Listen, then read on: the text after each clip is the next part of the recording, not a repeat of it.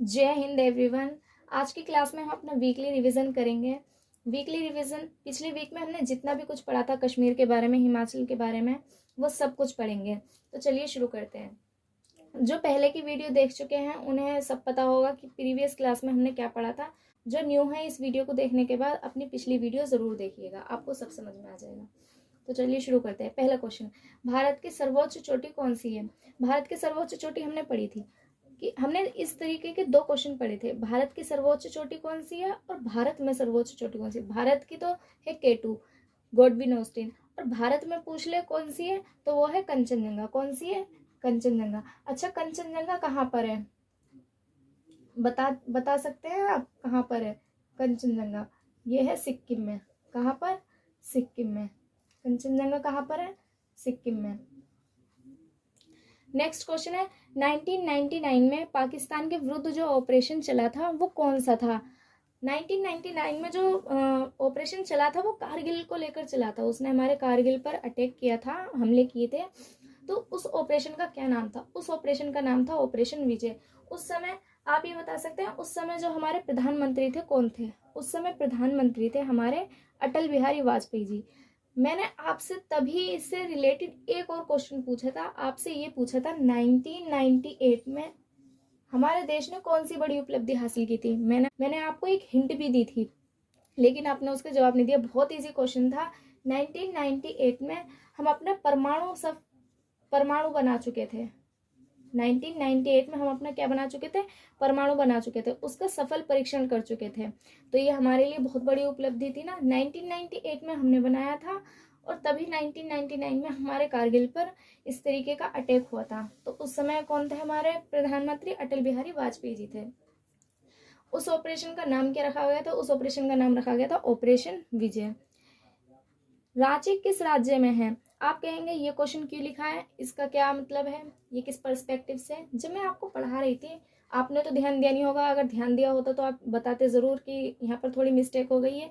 रांची मैंने पढ़ाते समय फ्लो में मध्य प्रदेश का शहर बता दिया था, जो कि मध्य प्रदेश का नहीं है, झारखंड का है। इसलिए मैंने यहाँ पर ये क्वेश्चन मेंशन किया है कि रांची किस राज्य में स्थित है? झारखंड में। असल में ऐसा हुआ था, रांची और सांची दोनों का एक जैसा रिदम बनता है, साउंड सा लगता है, तो इस और सांची कहाँ है? मध्य प्रदेश में। तो झारखंड की जगह उस दिन मैंने मध्य प्रदेश बोल लिया था।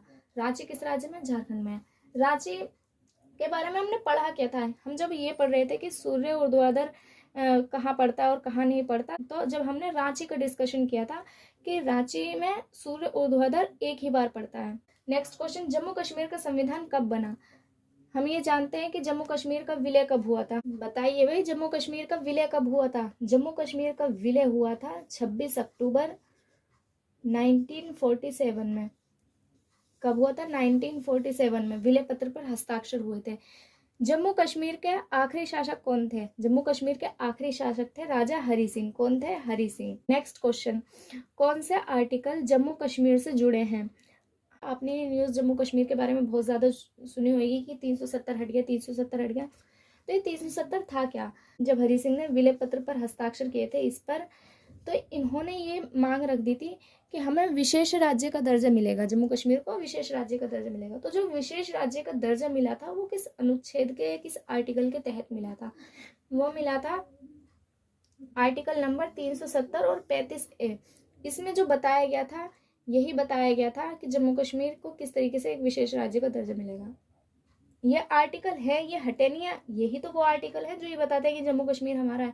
बल्कि इनमें से संशोधन कर दिया गया है। इनमें क्या कर दिया गया है? संशोधन कैसा कि बस जम्मू कश्मीर को विशेष राज्य का जो प्रावधान रखा गया था वो हटा दिया गया। 370 तो है आर्टिकल, वो आर्टिकल हट गया तो हमारे हाथ से जम्मू कश्मीर चला जाएगा ना। वही तो एक प्रूफ है जो ये बताता है कि जम्मू कश्मीर हमारा है।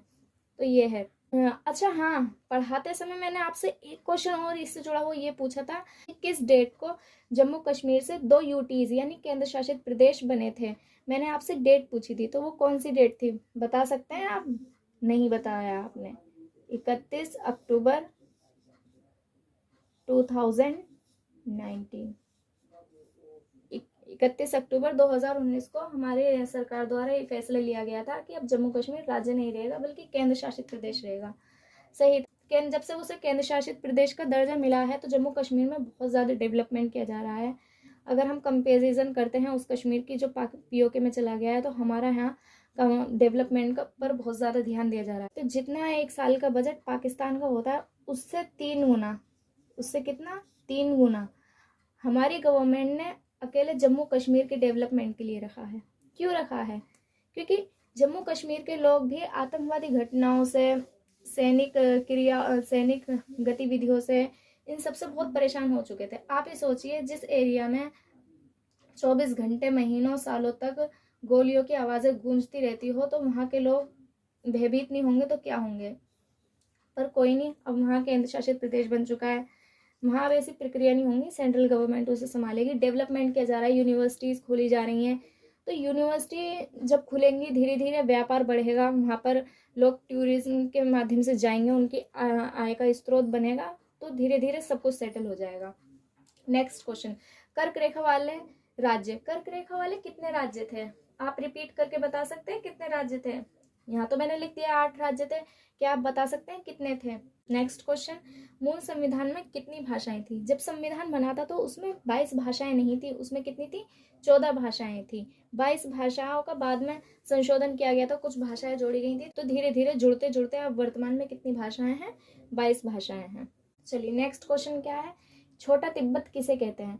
छोटा तिब्बत कहते हैं लद्दाख को। क्यों कहते हैं? तिब्बत जो है वो लद्दाख से बड़ा है, पहले एक देश था, अब तो उस पर चीन ने कब्जा कर लिया है, लेकिन ये पूरा पहाड़ी एरिया है, तो इसी का ही छोटा रूप देकर लद्दाख को छोटा तिब्बत भारत में कहा जाता है। टी सिटी किसे कहते हैं? टी सिटी हमने कल की ही क्लास में पढ़ा था, पालमपुर को कहते हैं। पालमपुर में इतना अधिक चाय का उत्पादन होता है कि उसे उत्तर भारत की चाय की राजधानी कह दिया गया है पालमपुर को। आलू अनुसंधान केंद्र कहाँ है? आलू अनुसंधान केंद्र है शिमला में। कहाँ है? शिमला। अच्छा चलिए थोड़ा मैप के थ्रू भी अपना रिवीजन कर लेते हैं। जब हम जम्मू कश्मीर पढ़ रहे थे तो मैंने आपको बताया था, ये जो ऊपर वाला हिस्सा होता है, होगा तो इतना पूरा ये हिस्सा, तो इसे क्या बोलते हैं? हम कश्मीर बोलते हैं। ये पड़ जाता है हमारा जम्मू, और ये है लद्दाख। लेकिन अब इस तरीके से पार्टीशन हो गया है, इधर वाला पड़ता है लद्दाख और इधर कर दिया ये पूरा जम्मू कश्मीर, इस तरीके से हो गया है।